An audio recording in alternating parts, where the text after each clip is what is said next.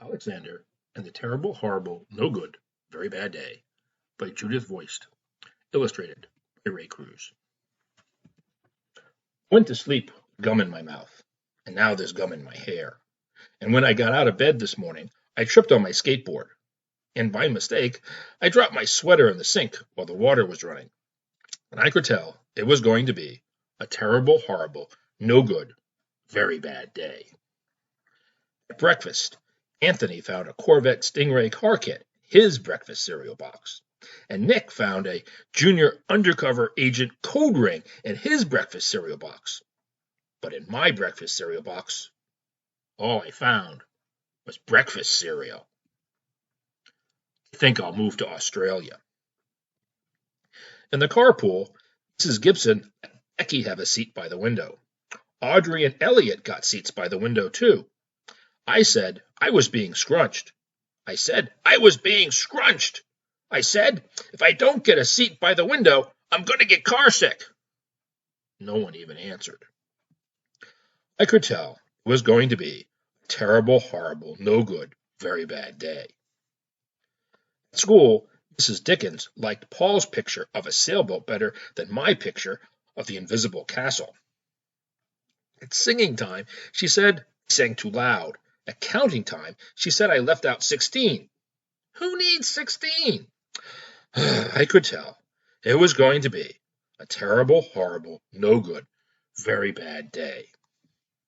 I could tell because Paul said I wasn't his best friend anymore. He said Philip Parker was his best friend, and Albert Moyo was his next best friend, and I was only his third best friend. I hope you sit on a tack, I said to Paul.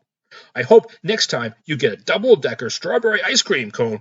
Part of it, the cone falls off and lands in Australia. There were 2 cupcakes in Philip Parker's lunch bag, and Albert got a Hershey bar with almonds. And Paul's mother gave him a piece of jelly roll that had little coconut sprinkles on top.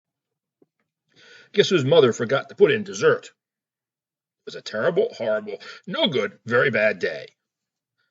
That's what it was because after school my mom took us all to the dentist. Dr. Fields found a cavity in just me. Come back next week and I'll fix it, said Dr. Fields. Next week, I said, I'm going to Australia. On the way downstairs, the elevator door closed on my foot, and while we were waiting for my mom to get the car, Anthony made me fall where it was muddy.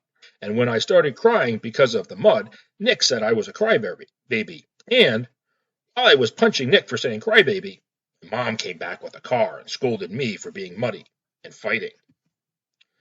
I am having a terrible, horrible, no good, very bad day, I told everyone. But no one even answered. So then we went to the shoe store to buy some sneakers.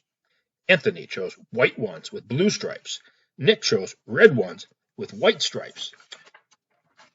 I chose blue ones with red stripes. But the shoe man said, we're all sold out. They made me buy plain white ones, but they can't make me wear them. When we picked up my dad at his office, he said I couldn't play with the copying machine, but I forgot. He also said to watch for the books on his desk, and I was careful as could be, except for my elbow. He also said, don't fool around with his phone, but I think I called Australia. My dad said, please don't pick him up anymore. It was a terrible, horrible, no good, very bad day. There were lima beans for dinner, and I hate limas. And there was kissing on TV. I hate kissing. My bath was too hot. I got soap in my eyes. My marble went down the drain. And I had to wear my railroad train pajamas. I hate my railroad train pajamas. When we went to bed, Nick took back the pillow he said I could keep. And the Mickey Mouse nightlight burned out. And I bit my tongue. The cat wants to sleep with Anthony, not with me. It has been a terrible, horrible, no good, very bad day. My mom says some days are like that, even in Australia. the end.